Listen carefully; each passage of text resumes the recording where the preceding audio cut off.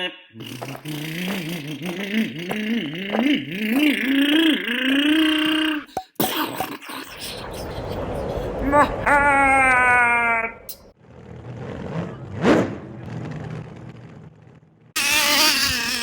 so ignore the Revo. First thing is to see how the SR10, like Team Associated, does on the grass, and over there on the green, it's gonna get stuck. And there it's very slow, bogging down. I'm gonna hit it with the Revo, and it's not gonna run anymore. My buddy Rod is gonna have to go get his car. Do follow my friend Rod on Instagram at Rod's Reels RCs. He's got some pretty cool stuff, especially if you're into crawlers. And do let him know that I referred you. So if you're checking out his Instagram for the first time, let him know. Just tell him that you found out about him through TelecomandoRC. Now, this is one of the problems with the SR10. Right there, the grass is actually pretty high, so it can't make it. So my buddy's just going to find this little lower area and run it. It's very bouncy on the grass.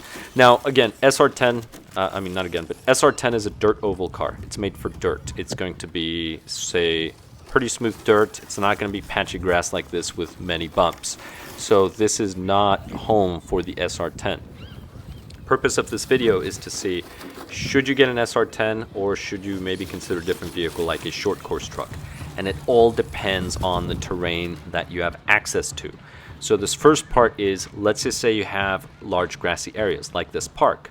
Now we do have 2 baseball diamonds, but they tend to be full. There's usually somebody playing either baseball or softball on them. So it's pretty hard to actually get onto the diamond. And that's where the SR10 would feel at home. So the assumption is this is the type of terrain. So here's the SR10. If the grass is too high, as you saw, it just gets stuck. It doesn't run because it's too low. But if it's slow, such as here, it will take off, it will run, but it jumps a lot because it's pretty slow slung and it's a very bumpy surface. So here we go, there it is. Again, ignore the Revo. Can it jump? Yeah, kind of. The problem is that the body, the front of the body, that diffuser is so low that it'll actually hit the dirt and it'll slow it down, so it crashes if you think about it that way. Now we are on pavement, so here we are on asphalt, and we're going to do some drag races now with a 2-wheel drive Slash. So here's the first one. The electronics and gearing, everything's very similar. The Slash, that 2-wheel drive, that's an LCG. Tires are trenchers, so they are off-road tires, but they do surprisingly well on asphalt. The SR10 is completely stock, but right now, when they run, you will notice it's very similar speed between the two. Now, once we get to the end, we have to drive back. I overdid it, spun out, but then we come back. He took the first one, I end up taking this one. But notice I can still carry speed, go over the speed hump, just jump, not worry about my vehicle. That's one of the differences between a short course and an SR10. So SR10, if you have access to a patch of road similar to this with those markers in the middle and speed humps, SR10 may not be the best choice.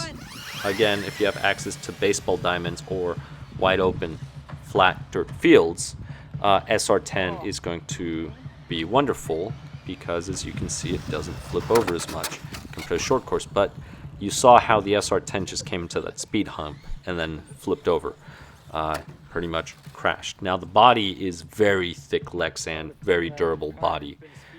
But that's something that you risk. You do risk breaking bodies. Versus short course, right? They have the bumper. They will generally just kind of glide over them. And here we go again. SR10, very, very stable. Takes turns. To be honest, I need to tune my differential.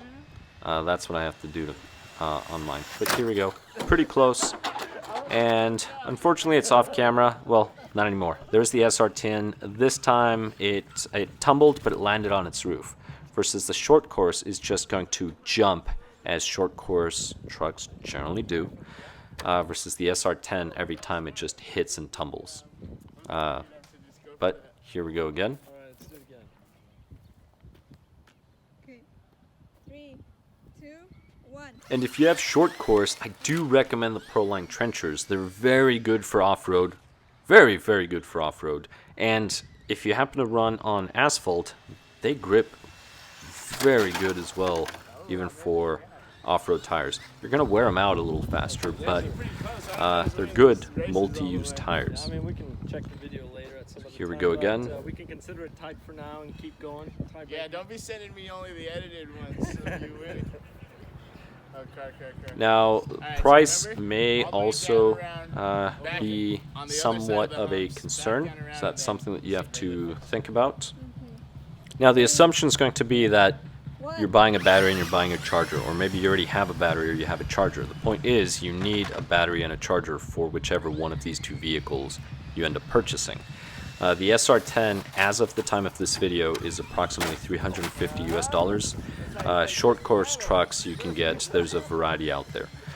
You can get a base two-wheel drive short course truck for about $200, and it doesn't matter if it's a Traxxas Slash two-wheel drive or a Team Associated what is it, no, this is the SR10.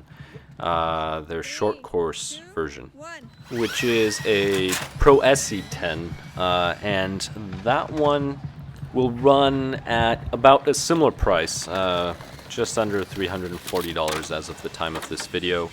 There is a four-wheel drive version, the SC10, or Pro SC10, I forget which is which.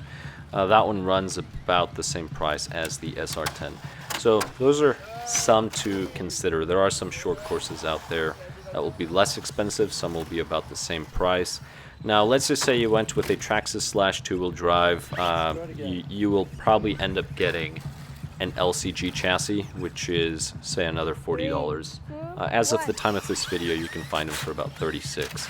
So you're looking at, say, $250. I'm rounding way up because you have to replace the rear carriers on the Slash two-wheel drive.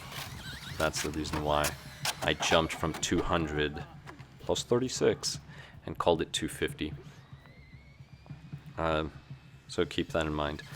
But again, if you have access to nice flat dirt, SR10 is great. But if you live in a neighborhood that is similar to this neighborhood that we found, SR10 is probably not the car that you would want to get. You really want to consider something else.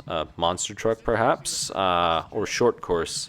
Here, we're comparing a short course to an SR10, and the reason why is the SR10 is based on a short course chassis with pretty much buggy arms, or buggy suspension. So this is what we have here. Again, if you have access to a lot of grass, say parks, grassy parks, SR10 is not going to perform the best, mainly because it's too low to the ground. It's going to bottom out, whereas a short course is a little higher off the ground. You're going to do a little better. This person wants to watch, so we're going to run it. Maybe not. There we go. As soon as he leaves, we'll go. So, but you have the LCG. I guess the advantage for the SR10 is you can act as a speed bump and flip the short course over. Now here we're actually doing 2 turns. That's why I slowed down, went over. But you see how the SR10 just hits those speed humps? So that's something to keep in mind. This is not the terrain for SR10, and I'm not telling you that you should run it here. What I'm saying is, if this is the type of terrain that you have access to, consider a short course. But other than that, SR10s are good cars. But again, it depends on where you're running.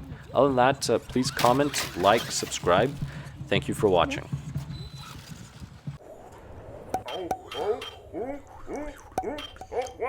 Oh, my hair! My tongue! My rod!